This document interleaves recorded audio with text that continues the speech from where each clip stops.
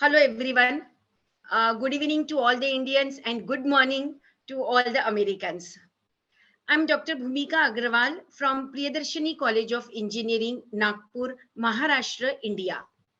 I welcome you all to the e-inauguration of exhibition of book on the book Redesign the World, authored by Mr. Sam Pitroda at Knowledge Center of Priyadarshini College of Engineering.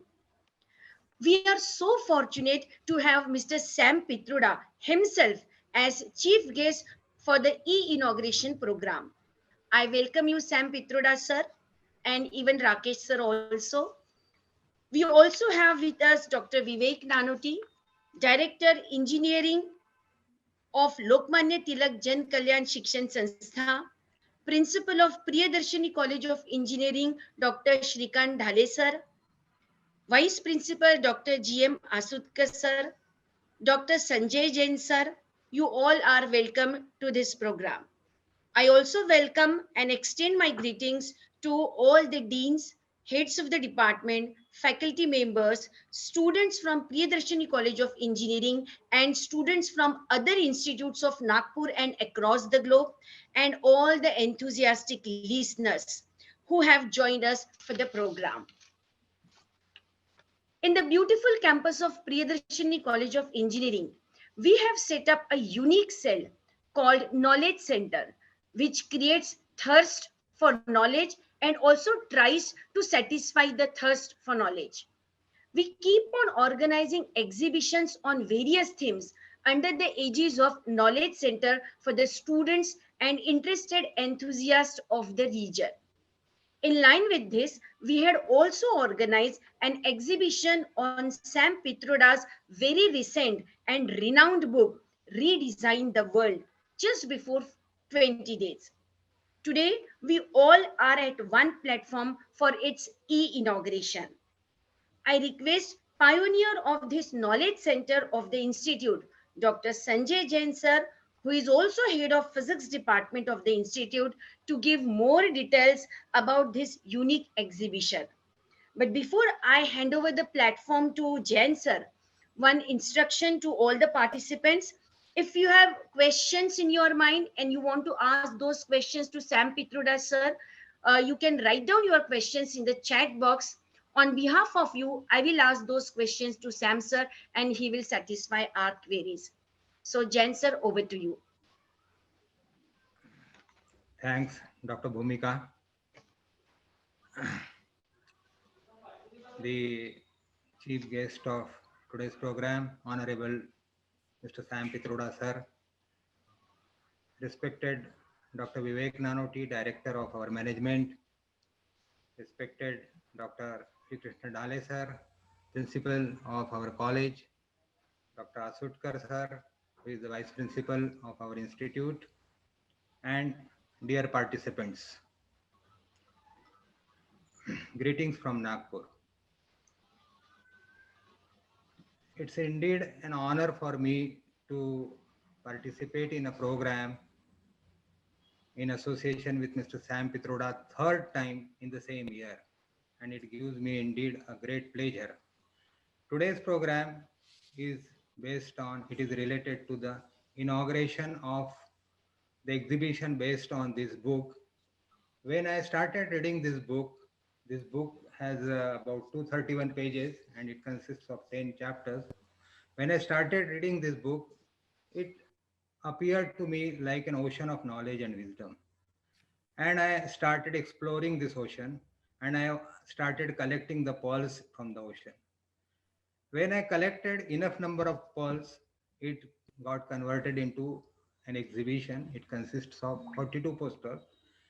And when I mailed this exhibition to Sam Pitroda sir, he blessed me, he encouraged me. He was extremely happy after seeing the exhibition and he advised me to go ahead and have to launch this exhibition offline as well as online. So we did that. We conducted an offline inauguration on 25th November at the hands of our honorable chairman Dr. Satish Chaturvedi, and today is the online inauguration at his own hands. So it is a matter of great pleasure. And to tell you more about this exhibition, let me share the screen.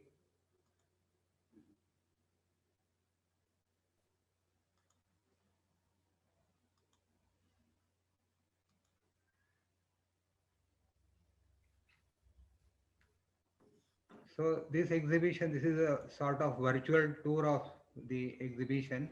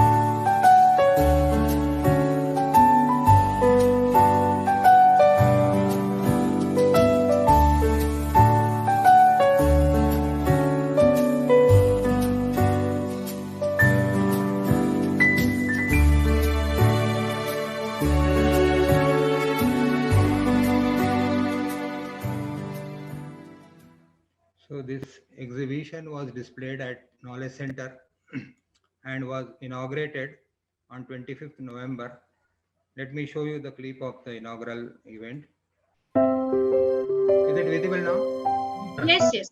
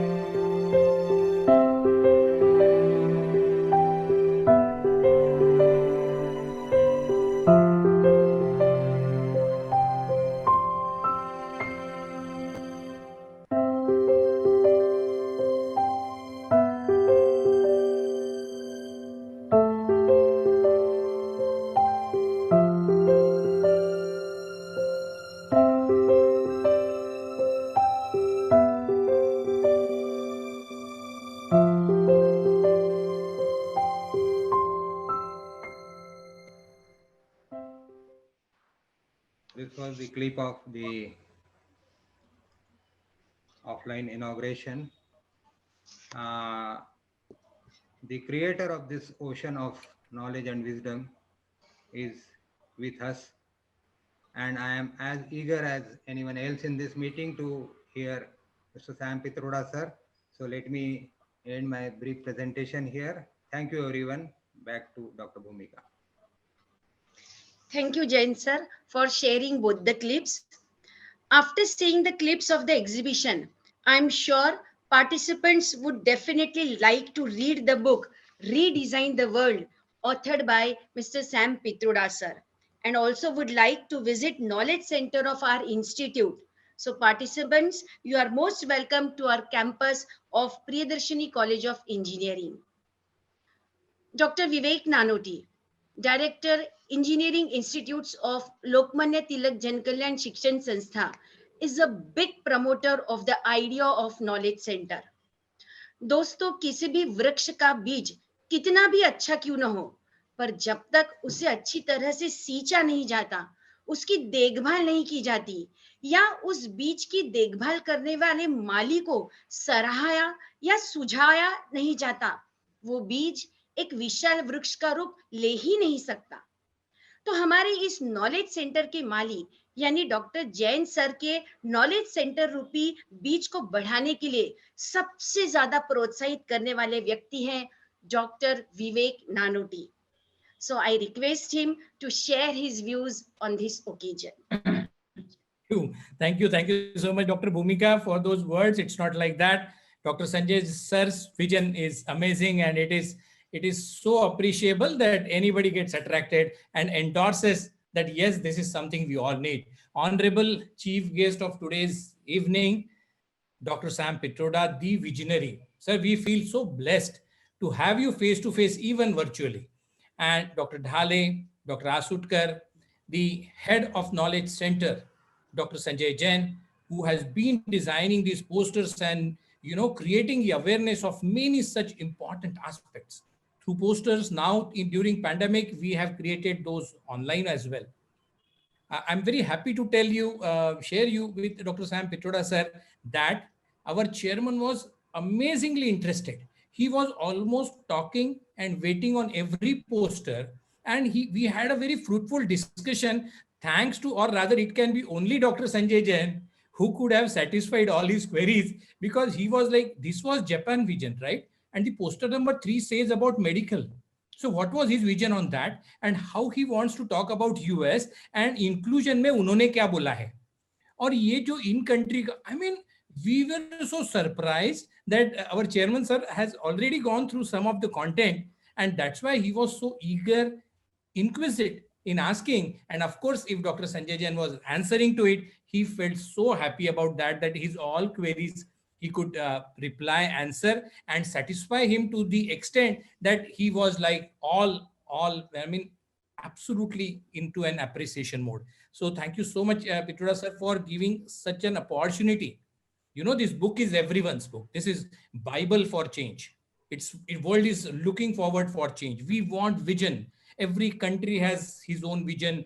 Every institute, every state, my college has my own vision, but we need an absolute guidance, an absolute vision document. So when I'm going through all these things, I just found what me as a teacher, what me as an education administrator, what we all as a teacher can bring out change right today, without waiting for government policies, without waiting for national education policy to be implemented by state government, by AICT. No, we are getting handy tips and collecting those tips and sharing. We have been doing these things. Inclusion, how a seamless inclusion of moral, science, ethics, non-violence, it can be part and parcel of our normal 60 hours minute class, giving 5-10 minutes, touching upon some history points, touching upon the importance of the contribution. May it inculcate patriotism about India also. So, the teaching, I always tell my teachers that such visionary documents, such an next generation thought process, one who is thinking about such an inclusion concept, तो इसको कैसे हम अपनी छोटी सी contribution के साथ implement कर सके, ये विचारधारा लाने के लिए धन्यवाद सर. क्योंकि ये सोच पैदा करना, हम जैसे कई हजारों जो भी लोग पढ़ रहे हैं, उनके दिलो दिमाग पर ये डॉक्यूमेंट छाया हुआ है. इतनी बड़ी पॉलिसी कंट्री अडॉप्ट करे ना करे, हमें ऐसे कुछ मुद्दे जरूर मिल गए जिसको अमल करना, मुझे किसी को पूछने की जरूरत नहीं. कुछ चीजें जैसे morals, ethics, the actual changing the final attributes of the undergraduates which will pass out to make them morally, ethically, socially competent, professional, globally. If these taglines, if I am looking forward for my own passed out students, then this such document is a blessing to all of us. Thank you so much, Pitroda sir. I'll not take more time, but we are extremely thankful to have something like that. And why it's more important for us is about this connection. कोई भी किताब पसंद आने के कई reasons हो सकते हैं, and if you have an author, a philosopher, a guide, a mentor and the visionary like you sir, it is amazing blessing to all of us. We look forward for, I mean, something like that. If you can be in touch with us and any form, you are most welcome, because such moments are so rare in everybody's life. Somebody of your stature can guide, can talk, can have a visual virtual interaction itself is a treat to, it's a treat to ears and eyes and knowledge. So thank you so much, and we really look forward. I was talking to Dr. Sanjay in the morning and Dr. Bhumika that हमको sir को छोड़ना नहीं है. Whatever way, if we can remain in touch with him, it's an ocean of knowledge, as he said.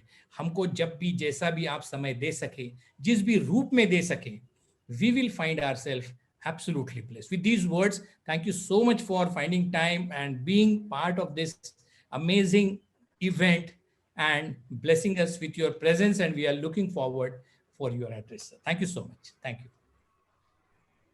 Thank you so much Nanoti sir, इस programme में जान डालने के लिए और जोश भरने के लिए. Now, the listeners of this program, I don't think you require Sam Pitroda's introduction. You know him, that's why you have joined this program. Even I know Sam Pitroda sir does not want that I should read his introduction, but still I cannot resist myself to speak a few lines, just 2 lines about him. Sam Pitroda sir is an internationally recognized telecom inventor, entrepreneur, development thinker, and policymaker who has spent 50 years in information and communication technology. He has served as advisor to 3 prime ministers of India, Indira Gandhi, Rajiv Gandhi, and Dr. Manmohan Singh, on public information, infrastructure, and innovation with the rank of a cabinet minister. He has started several companies in United States and lives right now in Chicago with his wife. One more thing I would like to specially mention about him here is that he was very good at painting and used to play tabla also as his leisure time activity. So without wasting much of anybody's time, now I invite Sam Pitroda sir for his inaugural address. And participants, if you have questions, keep on writing in the chat box. I will ask questions to Sam Pitroda sir on your behalf. Sir. Thank you, Dr. Bhumika Agarwal, Dr. Nanoti, Dr. Asutkar, Dr. Dale, and my friend, Dr. Sanjay Jain, teachers, professors, students, ladies and gentlemen, greetings from Chicago. It is indeed a special honor and privilege for me to be with you. Nagpur has a very special place in my heart. We have never discussed this. So first, let me tell you why. You know, I was born and raised in Orissa and went to school in Gujarat. I was very young, about 10-year-old. And in those days, we used to take train to travel from Orissa to Gujarat. So we will go from Titlagarh to Raipur, Raipur to Nagpur, Nagpur to Bhusawal, Bhusawal to Surat, Surat to Baroda, Baroda to Anand, and then take a bus from Anand to Vidyanagar. So Nagpur was the heart of our journey. It was a big railway station, so we could eat some chana or whatever. Train used to stop there for a long time. Sometimes we had to change trains. I'm talking about 1950s. And Nagpur was sort of the heart of Madhya Pradesh, Maharashtra, Chhattisgarh, whatever you look around. It was the center of India to us. Nagpur was the biggest city we could touch on our journey. My dad had a friend who lived in Nagpur. So they would come to station to meet us on and off. I never thought in my life that I'll connect with a college from Nagpur when I'm 80. So it is indeed a special honor for me to have this Nagpur connection. I want to compliment Sanjay Jain for this unique idea of having an exhibition on a book. You know, when I wrote this book, Redesign the World, I never thought that someone would think of an exhibition of a book. So I talked to Penguin, our publisher, and they were also puzzled. They said, we have published so many books, but we have never seen an exhibition of a book. There is inauguration, there is discussion, there is launch, there is review. But this idea of creating an exhibition out of book is very unique. So what Dr. Jain has done is really put this book together in 32 posters. It's a brilliant idea. I want to compliment for this. And I hope this idea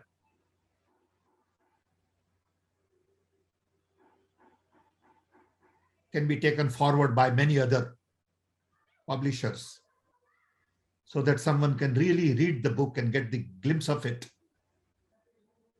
by just visiting an exhibition for 15-20 minutes. Sometimes it's hard to find time to read a whole book. But if you can read these 32 posters and get a feel for it, and then decide whether you want to spend time on reading the book or not, I think it's a great idea.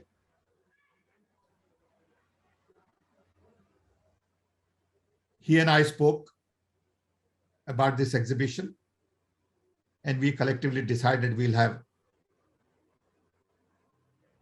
physical inauguration and we'll also have virtual inauguration.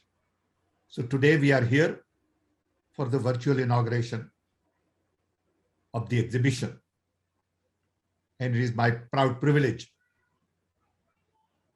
to open this. I hope many more people can visit these posters,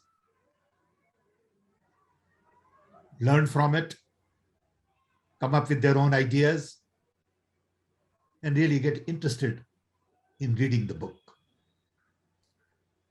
Dr. Sanjay Jain came to me over a decade ago, maybe almost 15 years ago, when I was working on Knowledge Commission. And then as a young man, he talked about starting a knowledge center. I was very impressed with him and his colleagues who came to see me. The fact that they have a PhD in physics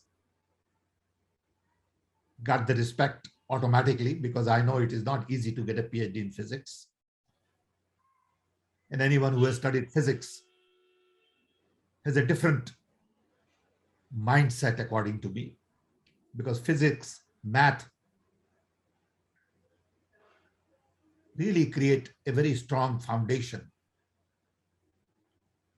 for all kinds of logical approach to solutions. So then he wanted to talk about creating a knowledge center. I'm delighted that finally he created one at the Priyadarshan College of Engineering. And he is still interested in exploring knowledge more and more. So my compliments to Dr. Jain. And I believe we need to get our young interested in exploring new frontiers. It is unfortunate that students only want to focus on exams, grades, and certificate. Education is not about that. Education is lifelong learning process. Education is about curiosity. It's about exploring new frontiers. Education is about opening your mind to new ideas and not closing your mind. I worry that a lot of people think with closed minds. And when I talk about inclusion, I'm talking about inclusion of ideas, inclusion of thought process, inclusion that cuts across all boundaries. It is important for artists also to learn mathematics, because art is about mathematics, it's about geometry. And people don't relate to these things. When I draw something, I'm really thinking of mathematics. Writing a book is also about mathematics. It's a puzzle you are trying to solve. It's the arrangement of thoughts and paragraphs. It is a series of events that you are trying to stitch it together. So Dr. Jain has really made a major contribution in terms of setting up a knowledge center at the university. And I hope many more students take advantage of it. The book essentially talks about the fact that world was last designed 80 years ago, which gave birth to UN, World Bank, NATO, WTO, WHO, and all that. That design is basically obsolete. That design served us well. It really maintained to some extent peace, provided growth, improved longevity, decreased infant mortality, but that design has not really addressed the fundamental challenge related to poverty, hunger, environmental blunders, violence. And now, for the first time in the human history, we are all connected. And the question I have been asking is, what does this hyperconnectivity mean to human civilization? Can we use this hyperconnectivity in a very creative way to take human civilization to the next level? Or we are just going to use this hyperconnectivity to perpetuate present design with focus on productivity, efficiency, cost reduction, optimization of profit, stock market, money. And that is the reason I felt that we need to think of the redesign of the world. In the book, I talk about tipping points. After the design was put in place 80 years ago, with focus on democracy, human rights, capitalism, consumption, and military, several things happened. First, the entire world got decolonized, led by Mahatma Gandhi's initiative, which gave independence to India and that subcontinent. And the trigger effect started in Africa and other parts of the world. Then China could rise to a level no one ever thought China could do. Soviet Union fell apart. Technology became pervasive and inequality increased, where very few people now have lots of wealth and lots of people are still very poor. Then came 9/11, which changed the mindset of people in the US. And finally, COVID-19 put halt to entire world. And we have been basically paralyzed for the last 2 years. Many of us have lived in self-quarantine Now it is little better because of the vaccine, but COVID crisis is not over yet. It may not be over till 2025.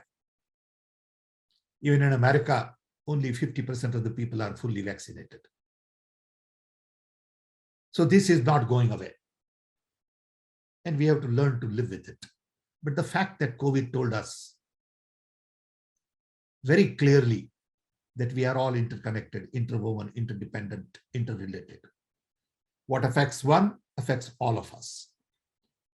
We are all human beings. We cannot separate people from Africa to China to India to Soviet Union to America or Europe. We are all in this together.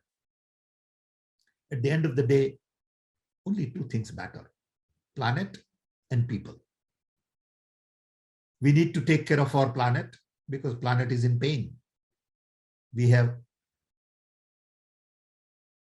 so much of pollution all over. We have overused some of our resources. And we need focus on sustainability. We have not treated our people with dignity, respect.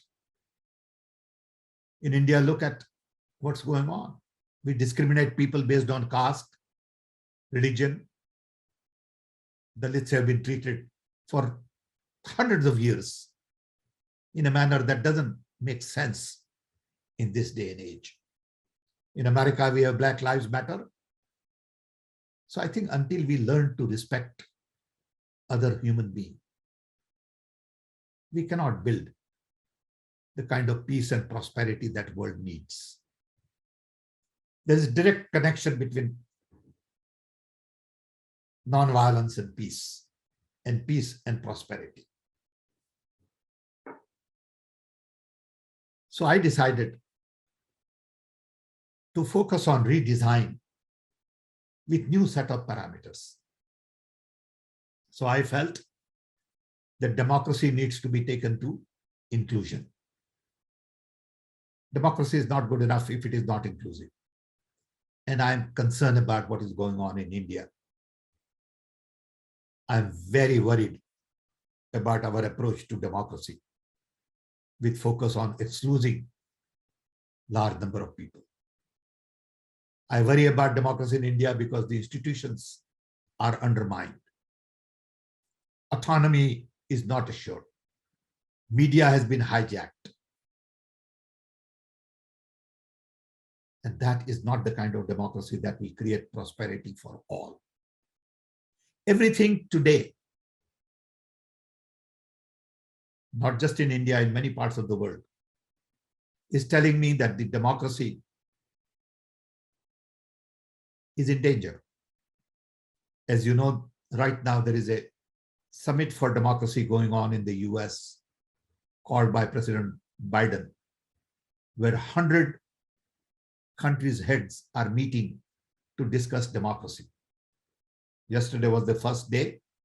Today is the second and the last day. I tweeted about the importance of this summit for democracy.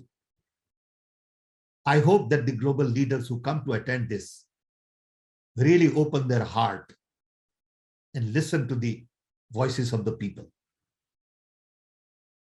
That democracy in form is not good enough. Democracy in action is what we need. In democratic countries, people are authoritarian. In democratic country, people's voices are being curbed.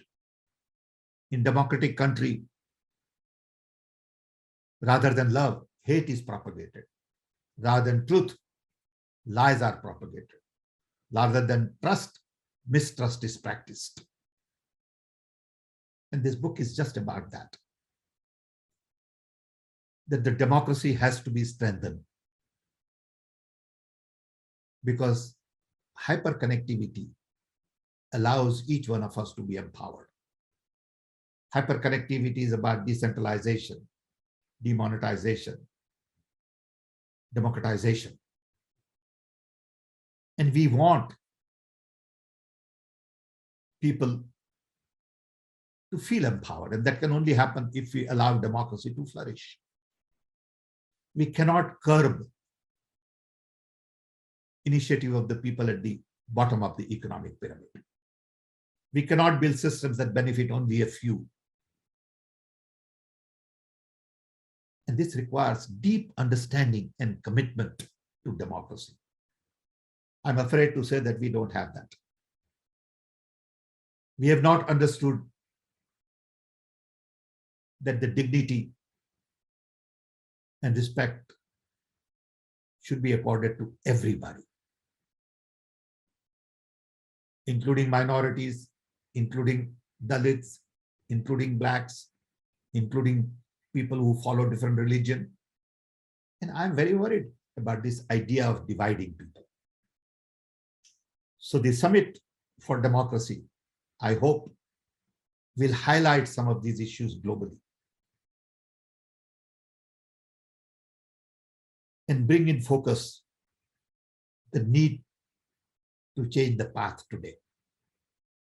The path today is more in authoritarian track, and we need to really decentralize everything and empower people and listen to the voices of the people at the bottom of the economic pyramid. We need to lift billions and billions from poverty and not focus on very few billionaires. So the book also talks about basic human needs. We can produce anything today. The question is, what is that we want to produce? For whom do we want to produce? Then book talks about need for new economy. Focus on not just consumption, but conservation and sustainability. And finally, non-violence. I hope that the Summit for Democracy becomes an annual event where all global leaders come together once a year to openly take stock of their democracies and not give false impression, fudge data, lie to people and say we are a democracy. I think civil society has a major role to play as watchdogs. But when civil society is not given the space, how could you function as a democracy? I was shocked and surprised to learn that in India, National Security Advisor or someone said that civil society is a problem and they are the enemy of the people. How can you say that in public and get away with it? These things bother me. So right now, the real challenge in India and many parts of the world, and I hope this is discussed at the Summit for Democracy, is that institutions are undermined. They are not given the autonomy they need, whether it is judiciary, security, police, universities, or whatever. Two, civil society is not given the space to critique, to monitor government, be a watchdog. And three, scientific mindset. We need scientific mindset, rational, logical thinking. Science defines the future. Without science, there is no future today. Look at the progress we have made in the last 50 years. It's all about science. The fact that you and I can Zoom like this and connect with the rest of the world at zero cost is all about science and technology. So I hope that this exhibition of the book allows you to go through a tour in your own way of what was the last design, why need to redesign, and what is the new design. Not that I have all the answers, not that I am right about everything, but I want each one of us to think about it. And like Dr. Nanotti said, make our own contribution from wherever we are. Each one of us need to change. Each one of us need courage to speak up. Each one of us need to define the right path. And each one of us need to be empowered. And you have a better platform than anybody at the university, because you are really training the citizens of tomorrow. You got to teach them more about discipline, moral, ethics, respect, logic, analysis, creativity. And if you don't build these skills in the people, future would be very bleak. Don't follow leaders because they are misleading many times. Follow leaders if you think it is the right path. Decide what future ought to be. Create a vision of yourself. And that's what this book is about.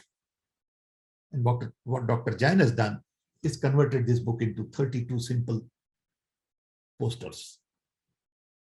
I request many more of you to go visit, look at it, take your own journey. Don't take my word for it. And it is okay for you to disagree with me. I respect that. You don't have to agree with me on anything or everything.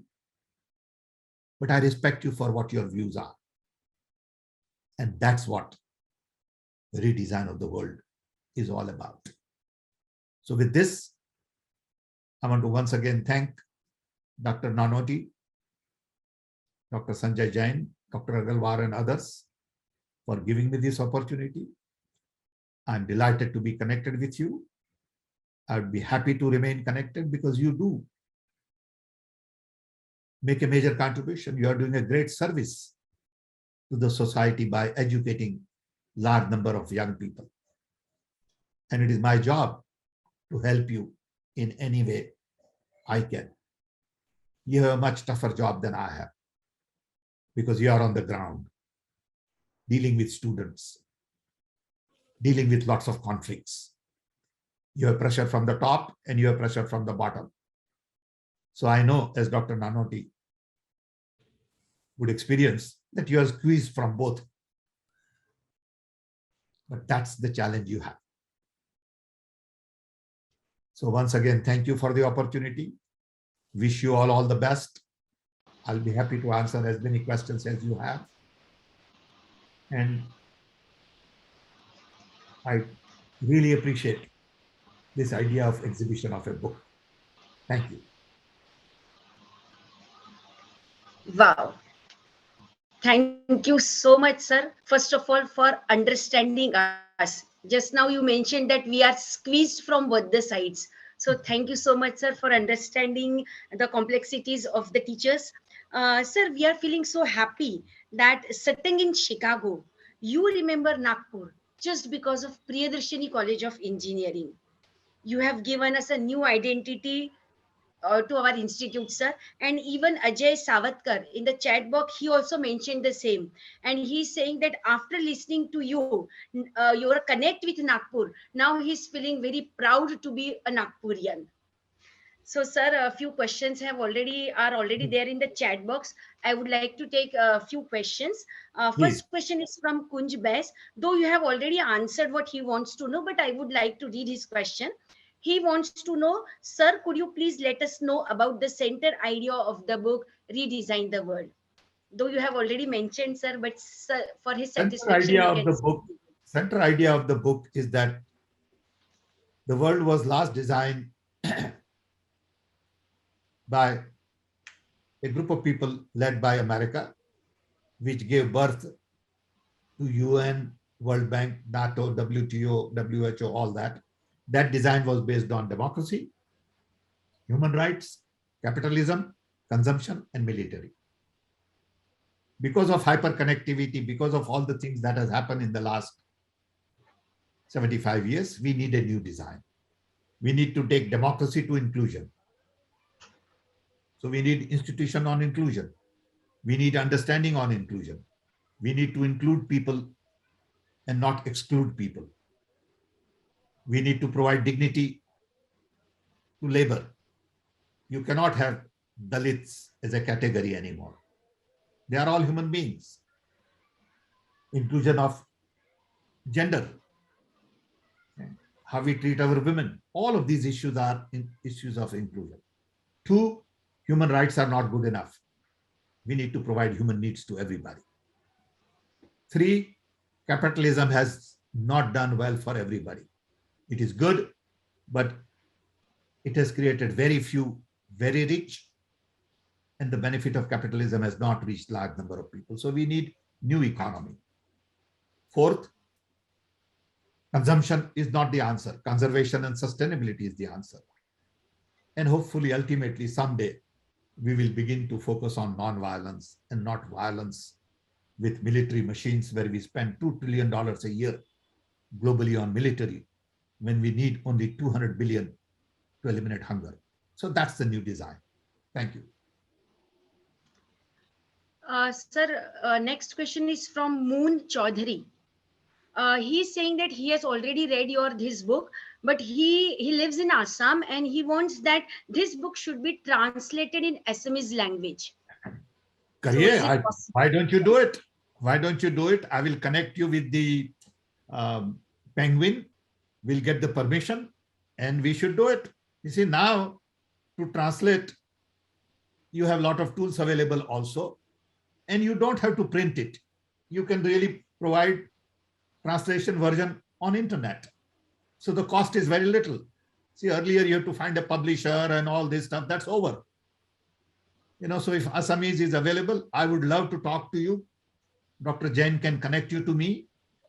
And please do it. I would love it. Okay, thank you for the idea. It is being translated in Marathi by Kumar Ketkar's wife, Sarda. It is being translated in Hindi, in Spanish version is already out. It's already translation is done. So it is being translated in multiple languages. Okay. So Moon sir has given you a task, so you can start working upon it. Another question. No, not that. I'm counting on him to get it done. Yeah. Yes. Okay, don't just start on it. Finish it. Finish it. Yeah. Don't start, just finish it. I don't believe in laying a foundation. I don't lay a foundation. Yeah. I want to see the whole thing done. Yeah. And so then we can have an e-inauguration of SMS translation of your Assam and Nagpur. Yeah. Okay. Yes. Sir, Vivek Yakundi, he has also read your book, Dreaming Big. And he says that this book of Redesigning the World, it is going to be another treasure to read for people also. The next question is from Mr. Khem. First of all, thank you. And he is very generous. Thank you for his generosity. Yeah. Sir, the next question is from Mr. Khem. He says that with 30% of world's population under 20 years of age as of 2020, can you please share your thoughts on what areas should we invest in to provide jobs to coming generations? You need to invest in making people self-sufficient. You need to invest in people who build good self, decent character. Jobs will come. You have to create jobs. You need people who will create jobs and not people who will look for jobs. The education is all about empowering you. It is not about preparing you to do a standard job. Education is about redefining yourself. I'm a son of a carpenter. Education redefined me. I'm proud to be a son of a carpenter. I have no issue. But now that is over.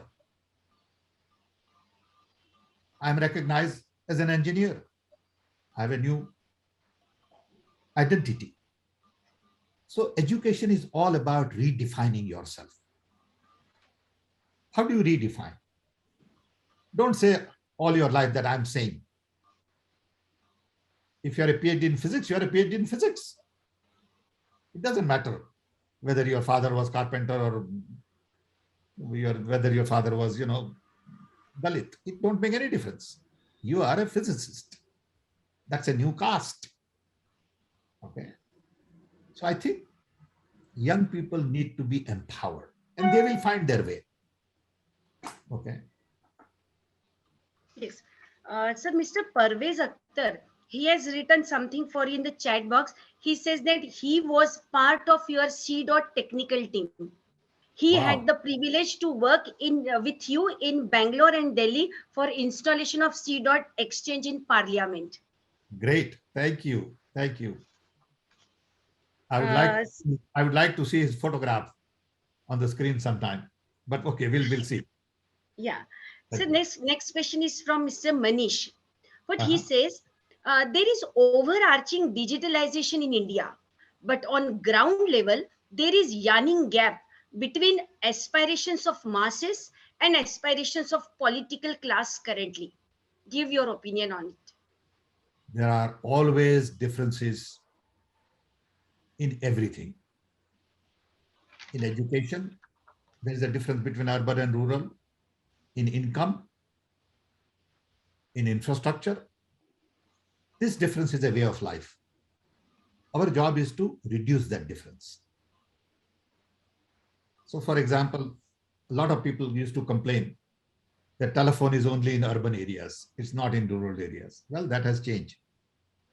Still, it needs to be changed. Electricity. All villages are not connected. So this gap will continue in everything. Everything new that comes, unfortunately, comes at the top of the pyramid. And it takes time to percolate down. Because our developmental model is top down. We need developmental model which is bottom up. Then you won't have this problem. See, in India, if we had every district with their own government, with their own budget, every district would have university, every district will solve their water problem, every district will solve their energy problem. Why should Delhi worry about every district? Every district should worry about it. It is the problem of the district, not of the Delhi government. But the way the model is designed, tax is collected by the central government. They give money to state, state gives money to district. Should be exactly opposite. Tax should be collected by district. Tax district should give it to state saying, for your service, I give you so much. State should give it to the central government saying, for your services, I'll give you so much. So everything has to be turned upside down. Rather than big companies, we need small companies. Then development would be very different. We need to decentralize development. We have for too long centralized development. It was okay then because we didn't have resources. We didn't have talent. Now we have the talent. Now we have the capabilities.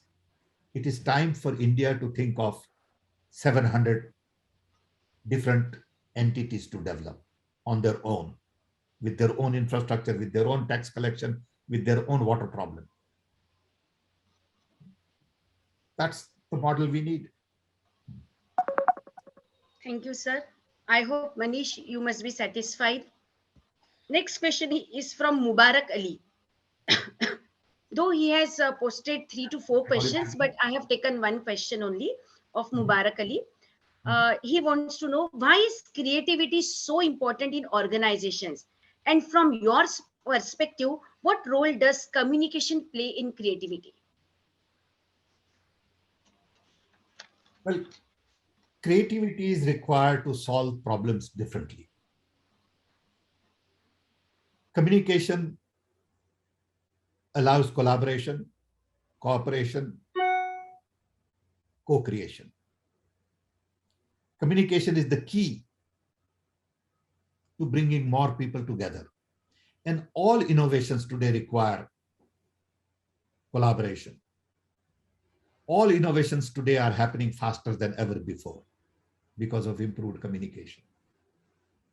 And all innovations happen at the edge and not at the core. I think it's important to understand that innovations happen at the edge. That's why you have new companies. Apple got created because IBM did not invent. Microsoft got created because IBM did not invent. So every innovation is at the core. You must remember that. Okay. So you need more communication. So creativity is all about what are you trying to create? What are you trying to solve? So you got to define the problem. You got to define your objective, and then creativity has meaning. But then there is creativity in art. There is creativity in science. There is creativity in organization. There is creativity in the family. How do we deal with family conflicts? It requires a little bit of creativity. We go through conflicts every day.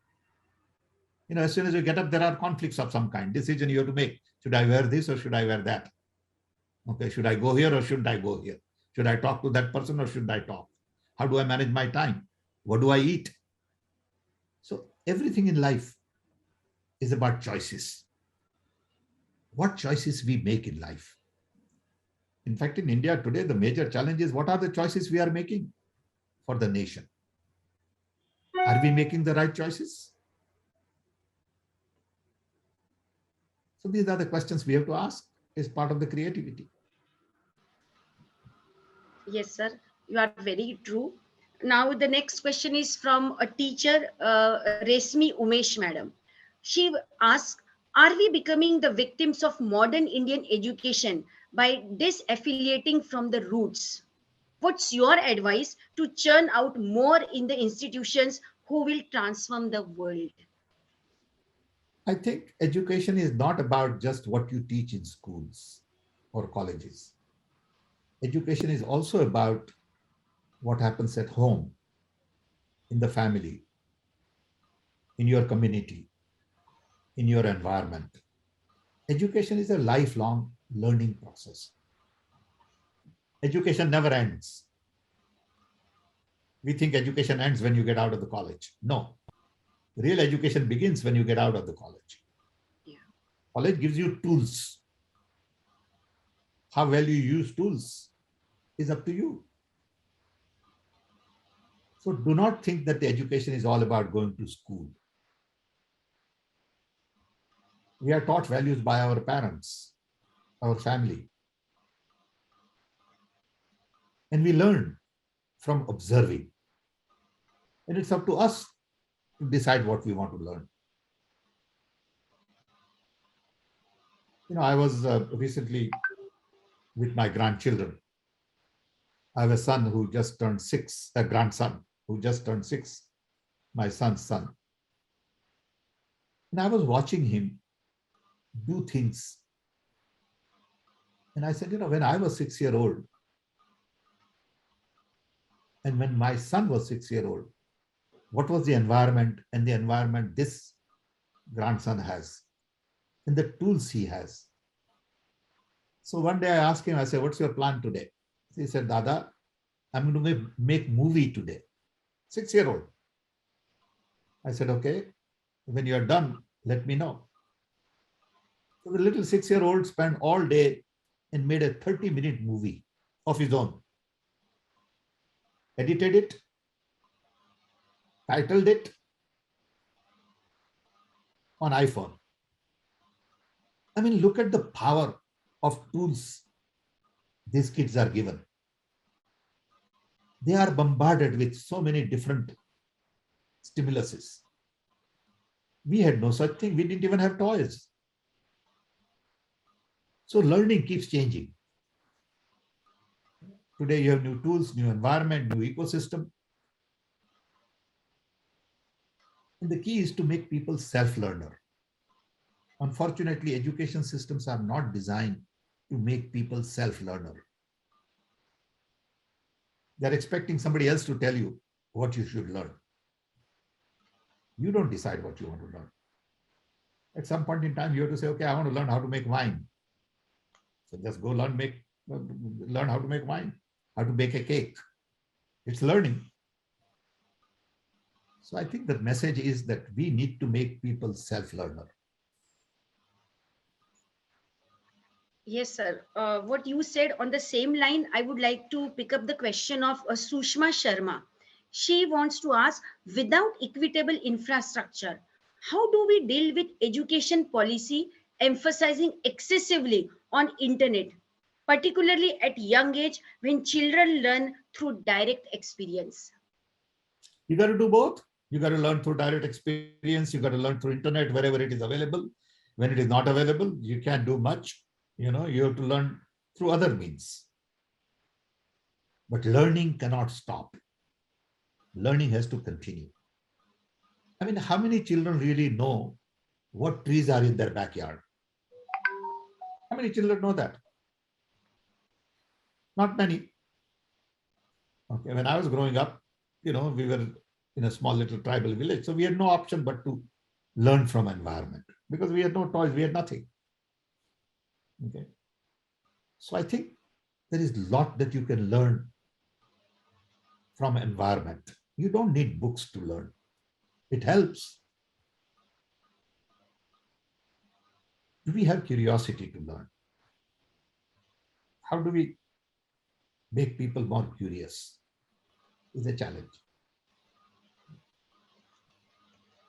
I think, sir, we should stop now because people, they have started writing so many questions. So if you will keep on answering, they will keep on writing.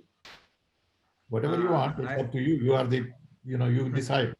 Okay? I would like to ask one question. Yes, sir. Yes. Sir, you have written in your book that we don't need gatekeepers. We need change agents. My question is, at our center, knowledge center, are we appropriate platform to become a change agent? Because this book of yours is a guide to the world. It is not a guide only to governments. It is a guide to the entire world. For our own betterment, the book can be promoted and book can be used. So, in what way our center can become a change agent? I would say, and maybe I'm asking too much, if you become a focal point at the universities for this book, promote this book at various universities. You have access to all the universities. You have probably access to knowledge network, the knowledge network that government has set up, okay, where all universities are connected. So you, Priyadarshan University, say you're going to promote this idea to all other universities and college, not just in Nagpur, in Assam, in Bangalore, in everywhere.